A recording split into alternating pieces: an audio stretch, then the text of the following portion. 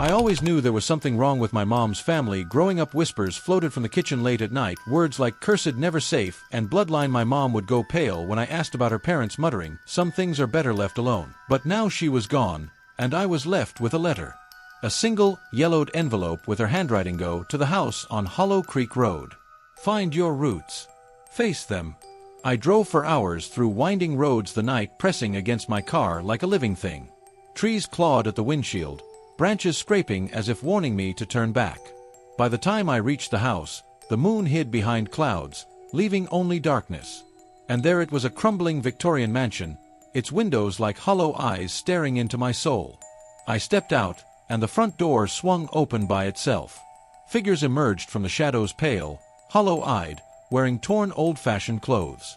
One, an old woman with white hair, smiled at me, revealing jagged teeth. "We've been waiting," she whispered. And I knew then, this wasn't just a house. It was a trap. Inside, the air was thick, heavy, tasting faintly of iron. Candlelight flickered along the walls, revealing portraits with faces twisted, staring straight at me. Some missing eyes. One even had stitched lips. My pulse quickened as the old woman circled me, murmuring, "Your mother tried to leave, but blood doesn't lie." The floor gave way beneath me, plunging me into a basement that smelled of rot and metal. Rows of jars lined the walls, inside them bodies. Twisted, malformed, floating in black liquid. Some faces I recognized, my mother, younger versions of her, trapped forever.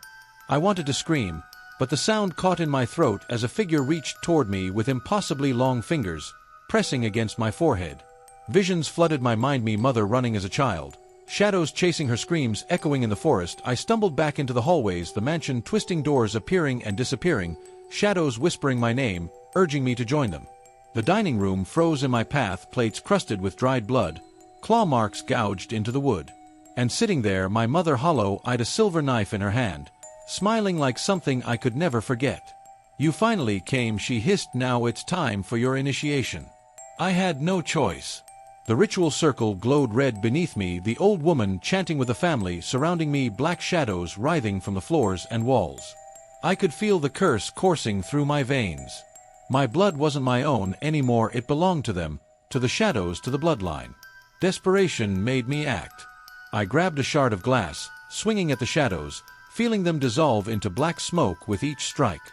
My heart pounded as I remembered my mother's real voice calling to me from above, "Fight it, you can escape this curse." I sprinted toward the attic, clutching the diary of my mother's childhood. The truth hit me, the curse demanded one child each generation. My mother had survived once. Now, it demanded me. Shadows surged behind me, whispering, claws scraping stone floors, but I kept moving. I could almost taste freedom.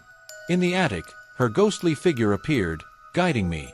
I turned to face the old woman in the ritual circle one last time. "I am not yours," I screamed, plunging the shard into the floor. Chaos erupted, jars shattered, shadows screamed, black liquid hissed and evaporated. The mansion shook violently as the old woman fell into shards, shrieking, defeated. I ran into the night, never looking back. Hollow Creek Road stretched empty before me, the first light of dawn cutting through the trees. The house behind me crumbled in a deafening roar, swallowing centuries of bloodline terror. But even now, when the night is still, I see shadows in the corner of my room. I hear whispers calling my name. The curse may have been delayed, but it survives. Waiting, patient. And I know one day it will return.